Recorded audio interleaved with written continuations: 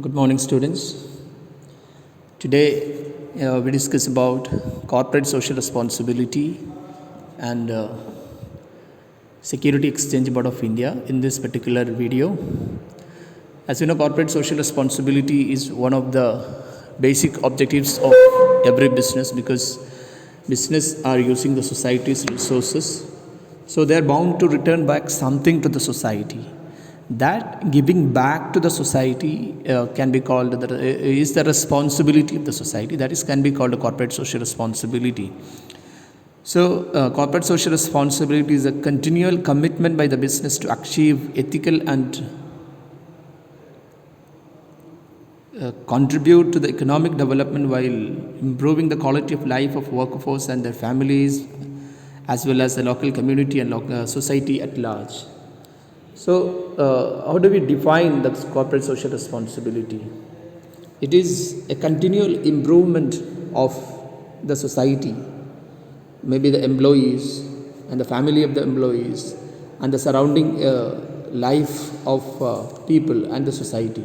Contribute something to the society by which the continuous improvement happens in the society can be called corporate social responsibility. So, in 2014, every company they have a annual net worth of 500 crore or a sales turnover of 1000 crore or a net profit of 5 crore. It is compulsory that they have to contribute at least 2% of their profit to the corporate CSR fund. This is called a CSR. So it is compulsory that every company they have a net worth of capital of 500 crore or a business turnover of 1000 crore or they have a net profit of 5 crore. It is compulsory that they have to contribute 2% of their fund into the social responsibility funds, and they have to constitute a committee called CSR committee, in which there must be board of directors. Board consists of this CSR committee consists of 3 members, one board of director and 2 more other members who are the part of management of the company. Then what are the activities can be conducted under CSR? Say they can conduct different programs like eradication of poverty, promotion of education, promotion of gender equality, empowering women, reducing child mortality, improving mental health, combating human immunity virus, acquiring immunodeficiency syndrome, malaria and other diseases, environmental sustainability, like different programs. They can conduct different kinds of program under the banner of corporate social responsibilities. Next topic we have to discuss is Security Exchange Board of India. Security Exchange Board of India was constituted in the year 1992 to give and to control and monitor and manage the stock exchanges and affairs of the stock exchanges. So, what is the reason behind the formation of these statutory institutions? Because during that time there was a lot of manipulations in the stock market, and there was price rigging, insider tradings, then delay in payment and lack of unethical practices happens in the stock market. So government felt one of the basic reason behind this particular thing was the famous stock exchange scammer Harshad Mehta. You would have heard of Harshad Mehta. Because of he was playing inside the stock market, even though there was stringent laws in our country, Harshad Mehta was playing without much restrictions. Because at present, during that time, there was no such restricted laws to control the activities done by Harshad Mehta. So government felt the need of stringent laws, very strict laws to monitor and control the stock exchange activities, and Sebi was formed. So the functions of Sebi's functions can be of 2, or we can put it in 3 broad headings. One is promotional activities, another one is regulation activities, another one is supervising activities. They promote stock exchanges, they control stock exchanges, and they supervises the stock exchanges. So let us go through these 3 broad headlines.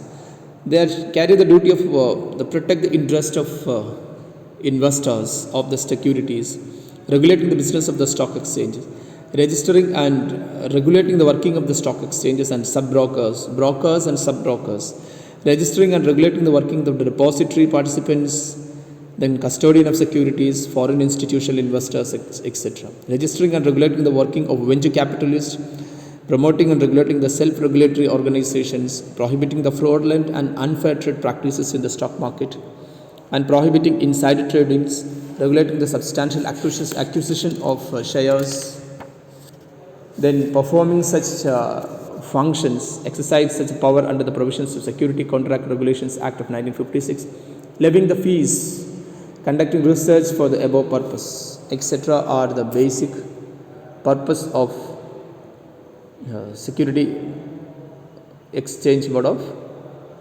India. Then the establishment of Sebi, there is a chairman. Sebi is actually governed by board of directors. Board of directors consists of 6 members, a chairman, 2 members from among the officers of the Minister of the Central Government, and 1 member from among the officials of Reserve Bank of India, 2 other members appointed by the central government. So there is a chairman, 2 members from Ministry of the Central Government, 2 members from among the officers of the Reserve Bank of India, and 1 member, 2 members appointed by Reserve Bank Central Government. And Sebi is actually governed by this board of directors. They have a full power to monitor, regulate, and control the activities of the Sebis. And Sebi has 6 departments: the primary market department, secondary market department, issue management department, then institutional investors department, legal departments, and investigation departments. So these are the basic departments of Sebi and the functions of Sebi. Then Sebi's objective, as I said, the basic objective of Sebi is to protect, to promote, and to regulate. Protect, promote, and regulate the stock exchanges and the institutions and the brokers. Then power of Sebi is, again, Sebi call for periodical return from the stock exchange. Sebi has a power to call for periodical return from the stock exchange, call any explanations or information relating to affairs of the exchanges, compel public companies to list their shares, give directions to stock exchange in general or stock exchange in particular, to make rules, to amend rules, to supersede the governing body of the stock exchange or to control the governing body of the stock exchange, suspend the business of a recognized stock exchanges, grant recognition of the stock exchange, withdrawal of recognition of the stock exchange, prohibit contract in certain cases, making and amending rules and articles of association stock exchanges, power to declare application of section 17 of Security Contract Regulations Act in the state of any area granted license to deal with the stock exchanges. Now, suppose one company file a case against, Sebi has taken a case, file a case against any company or a stock exchanges. So there must be an appellate tribunal, because once a case is filed, there must be an other authority, higher authority for filing a case, because every citizen of this country have a right to be heard. So this right to be heard can be done through this Security Appellate Tribunals. So Security Appellate Tribunals was established in the year of 1995 through the notification issued by the central government.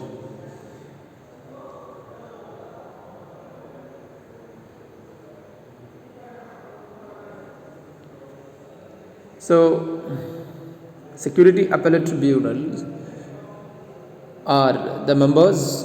Who are these members of Security Appellate Tribunals? Security Appellate Tribunal have a head office at Mumbai, and they functions only in Mumbai, and the jurisdiction is all over India. Say there must be a judge from the Supreme Court, a sitting or retired judge from the High Court, or sitting or retired judge of at least 7 years of service in the judge of High Court.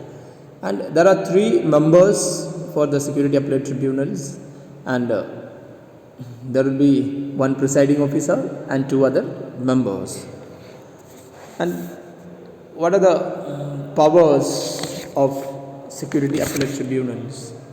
So the powers are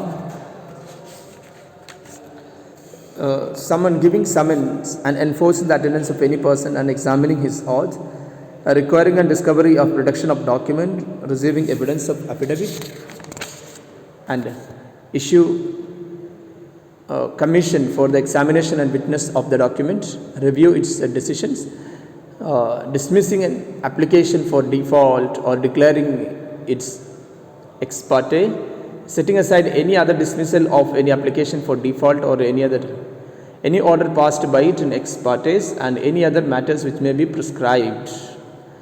So security appellate tribunal have a power to take a decisions of so anybody have a problem with case or any case filed by the Sebi, you can approach security appellate tribunals before going to the Supreme Court for the case filed.